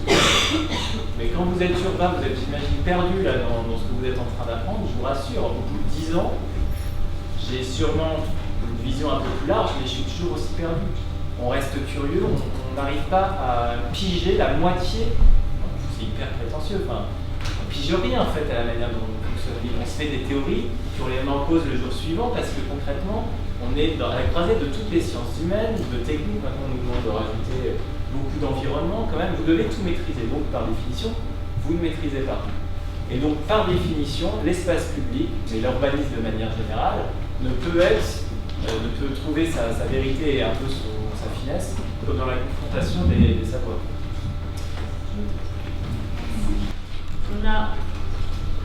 Moi, j'en ai listé plein des difficultés. Alors, je vais peut-être parler de une. Qui est quand on ouvre le jeu aux usagers pour de vrai, enfin, je veux dire, c'est pas pour de faux, mais la concertation c'est très encadré. Ça dépend, il y a tout dans la concertation. Une définition de restrictive. Bah oui, il y a toute la grande échelle, après ça dépend si c'est une concertation participation, mais ça va de l'information à la collaboration. Ah, tu places la co-élaboration dans la concertation. Dans les gradients, en fait, c'est la forme ultime, la transformation, l'éveil absolu, la concertation. D'accord, moi j'aurais mis la co-élaboration dans la maîtrise d'usage, mais voilà, enfin. Bon, tout ça, c'est toute la vie. La nécessité de toute façon de définir ce qu'on entend. En tout cas, la question de l'ouverture du jeu de la fabrique urbaine à ses usagers, une des difficultés qu'on n'a pas évoquées jusque-là, c'est la question de la gestion des incertitudes. C'est-à-dire que c'est difficile de devoir tenir un bilan, un calendrier, qui est quand même l'impératif des fabricants de villes, des aménageurs, et de laisser un vrai pouvoir d'initiative à ses usagers. Je pense à un exemple qu'on n'a peut-être pas évoqué ensemble, qui est l'histoire du 6B à Saint-Denis, et que je connais bien puisque c'est vraiment mon ancien employeur qui était à la fois aménageur et promoteur de ce triangle de 4 hectares entre la Seine et le canal Saint-Denis. Donc Brémond est désigné aménageur et on décide de conserver les anciens bureaux d'Alstom au centre de ce triangle. Mais dans la mesure où ces bureaux qui représentaient 7000 m² n'étaient pas transformés en logement, parce que c'était ça le projet à propos de cet immeuble-là, c'était de transformer ce bâtiment en logement. Dans la mesure où ça intervenait en deuxième ou troisième phase du projet d'aménagement, il y avait une ouverture de l'aménageur, du gouvernement, pour que ce bâtiment puisse être investi de façon temporaire, ce qui représente un vrai intérêt pour le promoteur aussi, en termes d'allègement de charge et de transformation d'espace dans cet espace-temps du projet. Ça, c'est encore un sujet qu'on n'a pas le temps d'aborder ça. L'introduction des usagers dans cet espace-temps a aussi des impacts sur le projet. En l'occurrence, pour Saint-Denis-Confluence, pour ce périmètre-là, il y avait un vrai intérêt de gouvernement à ce que cet immeuble-là soit investi pendant cette exploitation du projet, parce que c'était au démarrage un repère de crack, ville de crack important, et que c'était une façon d'enclencher quand même une transformation de cette façon-là.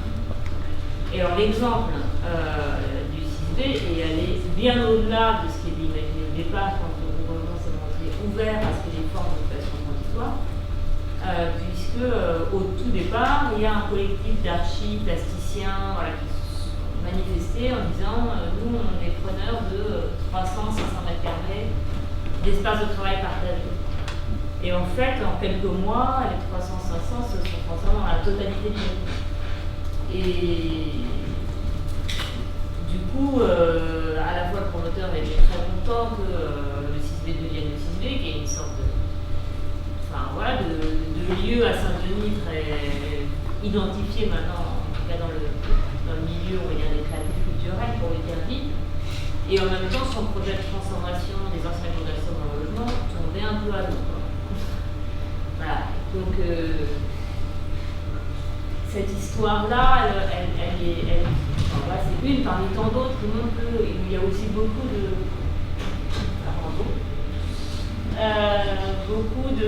d'aménageurs, collectivités ou promoteurs qui ont des fortes réticences à faire rentrer la maîtrise d'usage dans cet espacement de projet, précisément pour ces questions-là d'incertitude. Comment est-ce que je vais pouvoir maîtriser mon calendrier et mon bilan si je ne connais pas la suite de l'histoire et si je ne suis pas surtout le seul à décider de la suite de l'histoire. Peut-être un petit rajout sur la question du temps, parce qu'on n'a pas situé les moments du projet où interviennent ces maîtres d'usage. Et effectivement, alors la question de l'incertitude, vous la trouvez dans tout dispositif effectivement, de concertation maîtrise d'usage, parce qu'il y a toujours cette question, est-ce qu'on est assez mûr pour aller devant la population? Avec ce présupposé qu'il faut quand même déjà un peu maîtriser les choses, sinon on va se faire déborder. Et malheureusement, parfois la réalité donne une raison un petit peu à cette crainte, c'est que ça décrédibilise parfois certains processus participatifs. Mais le temps de la maîtrise d'usage, il est de toute façon très légitime et souvent mis en œuvre déjà maintenant, là pour le coup c'est plutôt un acquis, en temps de diagnostic. On regarde les usages, qu'est-ce qui existe, etc. Là on n'est pas vraiment dans le pouvoir, c'est pour ça que je disais attention, on est déjà dans une forme d'écoute de la maîtrise d'usage, il y a une expérience des usagers, on leur demande juste comment vous vivez ici. Ça s'appelle un diagnostic, ça peut être fait par un petit peu n'importe qui. Ensuite, en tant que projet, vous allez arriver éventuellement, si vous continuez à leur laisser une vraie place dans des dispositifs plutôt de collaboration. Là, on commence, donc mise en débat, il peut commencer à y avoir une logique de pouvoir, et toute la question c'est de savoir dans quel degré de concertation on est, c'est-à-dire on peut juste écouter, se dire on met en débat, voilà votre avis, mais c'est l'élu qui tranche. Ou au contraire, l'élu qui dit non, on va faire un projet beaucoup plus abouti, on met en débat, mais in fine c'est la synthèse citoyenne qui faut faire attention, malgré tout, ça pose quand même des vraies questions. Et puis si on continue à avancer, il y a cette question du chantier. Donc en temps de gestion, soit le chantier, en tout cas le temps de l'attente pour certains espaces, où là, alors c'est pas forcément le temps d'espace public, parce que pour le coup, pendant le chantier, l'espace public en tant que tel, il n'est plus vraiment utilisable. Mais sur les projets urbains plus complexes, vous allez pouvoir avoir deux logiques qui ne sont pas forcément exactement les mêmes. C'est soit le temps, il y a aussi un temps de collaboration, mais le temps de préfiguration, c'est-à-dire qu'on va commencer à mettre en œuvre des usages qui seront les usages finaux, ou de l'occupation temporaire. Donc là, pour le coup, on est juste sur le terme est assez explicite. Sur la préfixe, ça commence à être intéressant parce que là, on est quand même dans une étape encore au-delà en termes de prise de pouvoir. Et puis ensuite, il y a la finalité en elle-même, le projet qui est livré, où dans certains cas, les usagers qui s'étaient impliqués en amont peuvent devenir les gestionnaires de l'espace. C'est ce que vous allez trouver notamment sur des jardins partagés, des choses comme ça, c'est plus facile. Mais s'ils deviennent gestionnaires de l'espace, ça veut dire que potentiellement ils sont devenus maîtres d'ouvrage. Ça arrive aussi. C'est-à-dire que la maîtrise d'ouvrage s'outille, se forme et finit par devenir maître de l'ouvrage. Donc c'est assez intéressant de faire cette gradation et cette prise de pouvoir.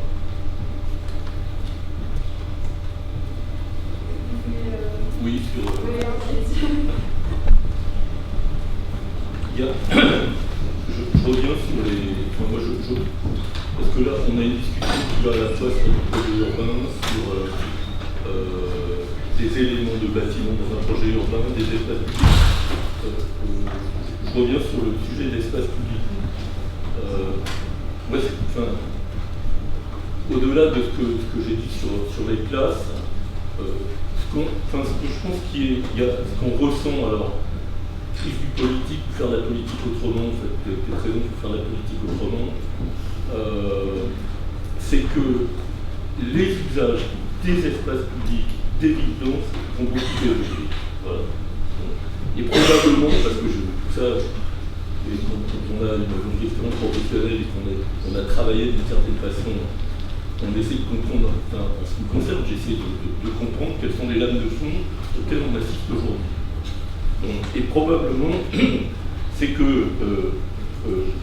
les changements de la mobilité, parce qu'en gros, si vous voulez derrière réinventer les places, l'idée c'est plus de place aux piétons et plus de végétation. Voilà, grosso modo c'est ça. Le mot d'ordre du raménagement. Moi je ne suis pas sûr que c'est la bonne entrée. pour aménager des places dont chacune a leur singularité. Je pense que ce n'est pas une approche totalement urbaine. Mais par contre, sur le fond, les changements d'usage sont devant nous. Est-ce qu'il ne serait pas, cette question de la temporalité, je trouve que par exemple à Paris, elle a été un peu expérimentée sur des histoires comme Paris-Plage ou les Berges, ou dans d'autres endroits. Et ça, je trouve que c'est probablement plus porteur d'intelligence et de modification sur le moyen, voire sur le long terme, parce que c'est dire, on expérimente à peu de frais, en réalité, à peu de frais.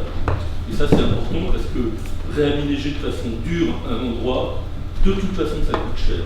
Et changer une bordure de trottoir d'un endroit, ça coûte très cher. Je ne vais pas expliquer pourquoi techniquement, mais il y a des problèmes de fibre, de réseau, de solidité des matériaux, on ne peut pas mettre n'importe quoi, etc., etc. Il faut que l'espace soit confortable, accessible à tous. Donc, il y a des notions de pérennité compte tenu du nombre de personnes qui fréquentent cet espace qui font que ça coûte cher. Donc, l'idée de dire je transforme en expérimentant, sans transformer de façon structurelle, la forme physique me semble, à mon avis, aujourd'hui plus intéressante, parce qu'elle implique de fait une forme de coélaboration, de participation, d'implication des usagers.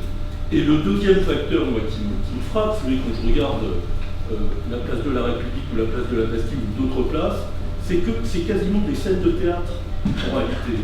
C'est-à-dire, si vous prenez la place de l'Hôtel de Ville, c'est un théâtre, c'est-à-dire qu'il y a quasiment une programmation annuelle de tous les événements qui doivent se passer. Un coup c'est la patinoire, le lendemain ça va être les terrains de sport en Paris-Plage, ensuite pendant Davis ça va être, ou pendant Roland-Garros ça va être ceci, ensuite ça va être l'expo machin, etc. Tous les grands espaces des villes sont un peu dans cette dynamique. Et donc vont probablement apparaître de nouveaux métiers, moi, que je dirais pas maître d'ouvrage, parce que je reste très attaché à la définition publique de l'espace public. Là pour moi c'est une position extrêmement politique. Pas de privatisation de l'espace public. C'est même pour moi enfin alors là je suis intraitable là-dessus, parce que c'est la garantie, si vous voulez, de notre système social. C'est-à-dire, c'est le seul truc qui appartient à tout le monde. Et c'est le politique, d'un certain point de vue, qui en a une responsabilité. Aujourd'hui, je dirais demain, ça peut changer. Vous savez, il peut y avoir des régimes autoritaires, machin, etc., dans lesquels c'est géré différemment. Mais disons, dans un système démocratique, je serais pu même être un peu inquiet sur ces dérives-là, dans le contexte. Donc voilà. Par contre, le métier de gestionnaire, il n'existe pas dans les collectivités locales. En réalité, quand je regarde, il y a une nécessité parce que pour la cohabitation, quelque part, il faut apprendre à gérer autrement. Et ça a été toute la difficulté de Téléka sur l'histoire des pavillons, ou de la ville sur l'histoire du café. Elle a du mal, elle ne sait pas faire. Je prends le pied de la Tour Eiffel, etc. Donc il y a une forme d'évolution, je pense, qui va être probablement que le privé pourra donner plus d'expérience parce qu'il a le savoir-faire d'une forme d'appropriation transitoire dans le respect de cadre juridique, de nouveaux usages sur l'espace public. De toute façon, on joue un peu avec Autolib, je dirais d'un certain point de vue, il faut brancher les bagnoles pour reprendre de l'électricité sur l'espace public. C'est une forme de location d'espace pour avoir de nouveaux usages. On va avancer parce qu'en fait, on parle de participation et d'échange, mais vous ne parlez pas du tout. Donc, je pense que ça serait pas mal d'entamer l'échange parce que je crois qu'il faut liger terme à 20h, donc comme ça on a un temps quand même important d'échange. Ça donne pas juste justement de réagir à ce que vous venez de dire sur le fait que finalement l'espace public ça appartient à tout le monde. J'ai l'impression qu'un peu la méthode d'usage elle est un peu discriminante justement dans les usages parce qu'elle va dépendre aussi des usagers qu'on va choisir. Vous parliez panel tout à l'heure. Et justement je m'intéresse parce que si c'est un espace qui appartient à tout le monde, qu'est-ce qu'on fait des usagers? Déjà, toutes les questions que tu peux poser, elles peuvent être, à mon avis, s'appliquer à la ville. C'est juste un aparté. Mais sur les questions de représentativité, pour qui on fait la ville, s'assurer qu'il doit y avoir une place pour tout le monde. Et puis sur le risque de standardisation aussi. On le voit, sous couvert d'innovation notamment, je le vois notamment au niveau de la manière dont les promoteurs sont en train de se structurer pour répondre à tous les appels à projets. Du coup, on met en avant la figure de l'usager, Mais sauf que derrière, on en reste sur des produits qui finalement finissent par être des produits standardisés. Puisque comme on est sur des process industriels de fabrication de la ville, on a quand même besoin, et ça peut se comprendre d'un point de vue d'un promoteur, de réponses qui, en tout cas dans un premier temps, sont des réponses un peu entre guillemets automatiques. Et du coup, on finit par avoir une logique de récupération des bons exemples qu'on retrouve un petit peu partout. Moi, je sais qu'on a bossé à la fois à Bordeaux, à Paris, sur plusieurs sites inventés Paris, etc. Et qu'il y avait beaucoup de noms, de concepts qui étaient un peu toujours les mêmes qui fusaient. Donc ça, c'est vrai que cette syncrète, on peut l'avoir et il faut y être attentif. En fait, moi, je n'ai pas de réponse par rapport à ce que vous dites, parce que vous avez bien réexplicité les grands enjeux qui se posent, mais d'une certaine manière, j'ai envie de vous dire, gardez cette approche critique quand vous allez devenir professionnel, parce qu'en fait, c'est ce qui doit vous guider en permanence. C'est-à-dire qu'il n'y a pas de bonne solution, il faut la construire à chaque fois, et il faut toujours se poser votre rôle. À ce moment-là, vous parlez de médiation, effectivement, d'une certaine manière, c'est un rôle d'urbaniste médiateur qu'on peut avoir quand on monte les dispositifs comme cela. C'est avec qui il est intéressant d'aller travailler pour laisser une place au sans domicile fixe. C'est une bonne question. Si je prends l'exemple de Paris, on avait rencontré quelques sans domicile fixe, mais concrètement, c'est pas bon. On peut vite avoir une approche affective, notamment par certains publics. Donc on rentre dans le compassionnel, etc. J'ai juste donné une anecdote, mais quand il a été question de raménager, il y a beaucoup de gens qui sont choqués, une sorte de mauvaise conscience, de se dire mince, on va se faire un bel espace, un peu administré, etc. Et puis c'est sans domicile fixe, où est-ce qu'ils vont trouver leur place? Et notamment, il y avait toute la question de la distribution de la soupe, en disant il faut absolument qu'on leur donne une place, qu'on soit très visible, etc. Et en fait, là pour le coup, c'était plus avec les associations qui s'occupaient des personnes sans domicile fixe qu'on a davantage travaillé, et qui pour certaines d'entre elles, elles n'étaient pas forcément toutes d'accord, disaient mais attendez, est-ce que vous pensez que donner un spectacle finalement à la fois la charité, enfin grosso modo c'est un réflexe de charité qui vous fait de dire ah c'est chouette on va donner la soupe sur la plage, mais les personnes sans domicile fixe, si ça pouvait être fait légèrement en retrait dans un gymnase ou chaud, etc., c'est beaucoup plus digne, personne n'a envie de se montrer en allant à la soupe populaire. Donc en fait c'est déconstruire des choses, aller chercher les personnes qui sont les plus aptes à être un interlocuteur. Là c'est pour prendre cet exemple, mais il y avait une autre question, je l'ai oublié, je suis désolé. Mais ce que tu dis là, qui me semble intéressant, c'est qu'il y a des gens qui naturellement prennent pas la parole, c'est un peu les sans-voix qu'il faut aller chercher, et peut-être qu'il y a quelque chose d'un peu tautologique à dire qu'on ne va pas donner la parole à ceux qui ont envie d'apprendre, mais on va aller chercher leurs traducteurs ou leurs interprètes pour quand même leur tenir compte d'eux. La question de la place des exclus, de toute façon, c'est une question qui traverse toute la concertation. Soit vous faites de la com, et là on est en train de parler de ça, on est en train de parler d'une concertation qui sert à nourrir le projet, qu'il soit d'espace public ou commun. Vous êtes en permanence confronté au manque de représentativité de vos interlocuteurs. Pour une raison simple, c'est-à-dire, vous verrez peut-être là vous avez encore un peu de temps, mais moi, j'y suis allé 2 fois par curiosité, presque par pour regarder comment travaillent les concurrents. Je ne participe pas aux réunions publiques. J'en suis fort triste, mais on a des vies, et c'est le cas de la plupart de nos concitoyens. On est occupé par les activités des gamins, et quand on est en fin de soirée, waouh, on reste chez soi. Donc déjà, participer, ça va pas de soi. Donc il y a un défaut, c'est-à-dire qu'il y a toute une partie de la population qui de toute façon n'y va pas. Donc il y a toujours l'exigence d'aller vers. Ça c'est le premier travail. On doit toujours aller vers, mettre en place des dispositifs où on va là où les gens sont, au moment où ils sont, à l'heure où ils sont. Les réunions publiques et les ateliers ne peuvent pas être représentatifs, ça ne peut pas être le bon outil, ça peut se mettre un petit peu en tête. Donc voilà, travailler avec les exclus de la concertation qui ne sont pas forcément que des exclus sociaux, c'est de toute façon une question permanente. Et en fait, je ne vais pas aller plus loin parce que si vous voulez, la réponse elle est à bâtir en fonction vraiment des projets, des contextes sociologiques, temporels, etc. Mais c'est votre exigence à vous, médiateur, c'est-à-dire qu'il n'y a rien qui va de soi. Oui. Bonjour. Dans l'espace urbain, il y a des gens qui vont avoir des vélos, des voitures, des hommes, des femmes, enfin c'est pas forcément les mêmes usages, les mêmes sentiments vis-à-vis notamment de l'espace public. Je commence et puis je laisse. En fait, ce qui est intéressant, c'est que tu as plusieurs questions et tu as déjà des éléments de réponse en fait. Et c'est un peu comme ce que vous posez des bonnes questions et en fait, quelle place, il y a un moment où je me suis dit, oh mince, quelle place on va leur donner? Je me suis dit, mauvais réflexe, c'est expliciter l'idée. C'est se dire, parce qu'en fait, on peut penser qu'on a des objectifs d'ouverture de l'espace public. Et ça rejoint un peu ce que disait Bernard Monod, enfin, en tout cas, c'est la manière dont je l'ai compris. C'est-à-dire, il y a la place du politique qui doit rester vraiment très importante.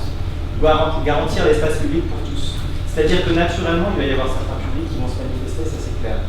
Mais on peut avoir un objectif, un projet pour l'espace public, et ça on le retrouve dans tous les dispositifs de concertation, c'est ne pas nier la place du politique. Il y a énormément de projets, notamment sur les extensions urbaines. Si vous écoutez que les usagers, vous allez avoir une partie seule des usagers. Je prends les exemples d'éco-quartiers où en fait vous avez les usagers du quotidien, mais l'éco-quartier vous allez construire pour des usagers à l'échelle de l'Île-de-France, des gens qui ont des problèmes de logement, etc. Donc de toute façon, il y a une inadéquation, un décalage complet. Donc sur l'espace public, c'est pareil, il peut y avoir une ambition. Les élus sont créés pour ça. Il ne faut pas nier le rôle du politique, et nous on n'oppose jamais démocratie participative, mais les usages qu'on veut, avec le rôle du politique, qui s'y est géré, très bien son job. Donc en tout cas, il y a une question d'intentionnalité qu'il ne faut pas forcément gommer. Ça peut être un choix de la gommer complètement, en disant on va tout faire avec l'usager, mais il faut en avoir vraiment conscience. Sur la question du genre, enfin, c'est assez intéressant, c'est une question qui est en train de naître beaucoup dans l'espace public. Je ne maîtrise pas trop, je ne sais pas si tu pourras y dire un mot. Moi, juste un petit mot sur réflexe, attitude. C'est-à-dire, est-ce que ça doit être un réflexe des politiques? Et ça me permet des urbanistes ou des architectes, tout à fait. Ça, c'est juste un petit mot sur, je sais que c'était un peu la question de l'ouverture, je l'évoque là-dessus, mais en quoi ça change notre approche du métier d'urbaniste? Moi, dans l'idéal, mon métier ne devrait pas exister. Je veux dire qu'on est un peu spécialisé sur la concertation, concrètement. Si, dans l'idéal, et je pense que ça changera quand même énormément dans les 10-20 ans à venir, en soi, tous les urbanistes et tous les architectes devraient avoir ce souci de la prise en compte de l'usager. Et vraiment, c'est une question générationnelle, ça se développe énormément et je pense qu'on va y arriver. Après, il y a deux choses. C'est-à-dire, c'est comme le management, si vous voulez. C'est qu'en soi, dès que vous êtes dans une structure un peu plus grande, là on est quand même sur des projets complexes, il faut que tout le monde ait une compétence minimum en management. Donc, sur n'importe quel petit projet, un architecte, un concepteur, un maître d'œuvre puisse avoir ce souci de la prise en compte des usages. Et puis, il y aura toujours besoin, je pense, de toute façon, sur des projets très complexes, pour des questions un peu de division des tâches et d'attention à l'écoute et à la mixité, à la diversité des publics, d'un rôle un peu de médiateur, manager du projet urbain ou des espaces publics participatifs sur des très gros projets, où l'archi pourrait potentiellement bien faire, et l'archi a aussi besoin tout simplement de faire son taf, de vérifier les choses, d'être l'homme de l'œuvre justement et de la forme. Et donc du coup, on aura toujours un peu de place à mon avis pour ces médiateurs. Du coup, en fait, on est obligé de terminer rapidement. En fait, si vous voulez l'un et l'autre, ou l'un ou l'autre, donner un peu le mot de la fin, peut-être pour répondre à ces questions, et puis on va conclure rapidement. Désolé, comme on n'est pas posé pour deux mots en un, mais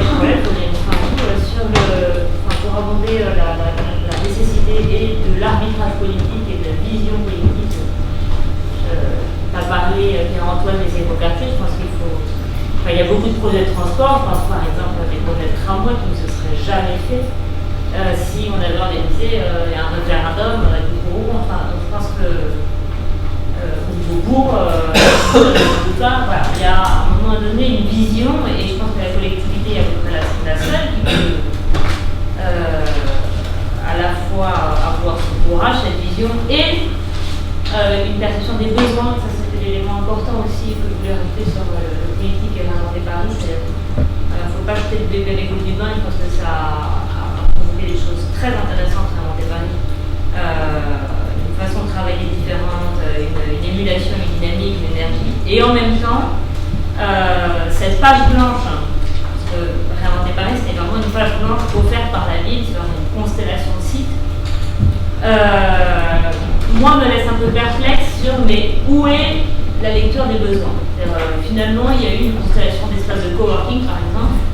S'il y a bien quelqu'un qui sait, qui devrait savoir quels sont les besoins, les localiser, les quantifier sur ces espaces de travail différents, c'est bien la ville qui sait s'il y a plus besoin de ça à l'est, à l'ouest, au nord, de tel ou tel tas.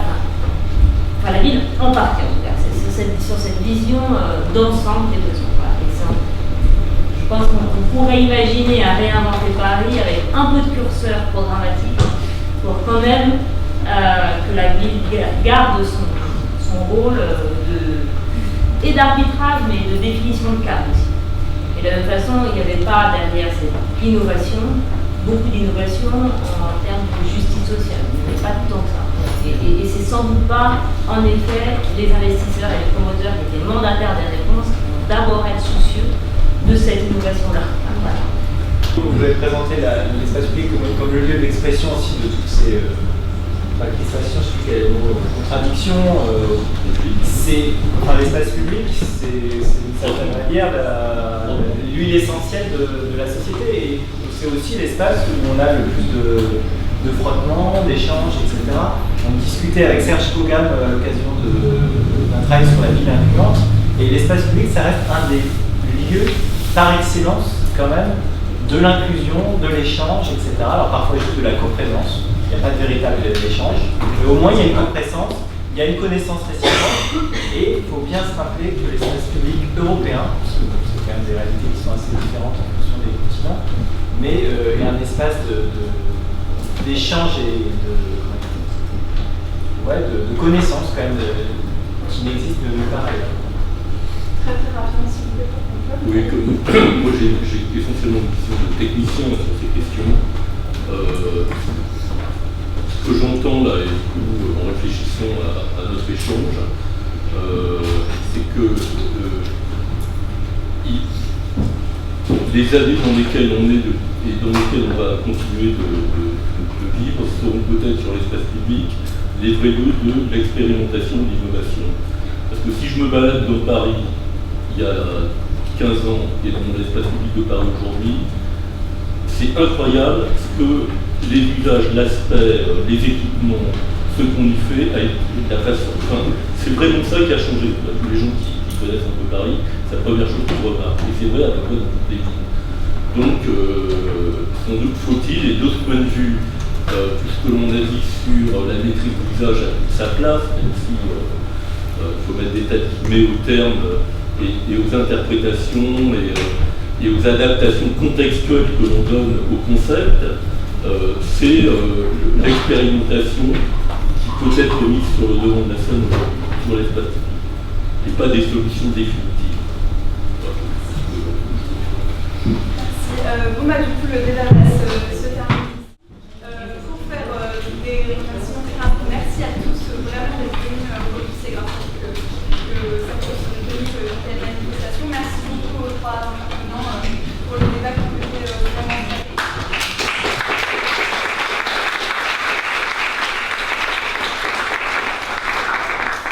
Géographie aussi qui nous permet d'être ici et pour les remerciements un peu particuliers. Donc merci à la thèse de magistère Théo, merci d'avance au groupe de synthèse qui a pris en note et qui va nous faire une belle synthèse là-dessus. Surtout, on va faire une belle synthèse.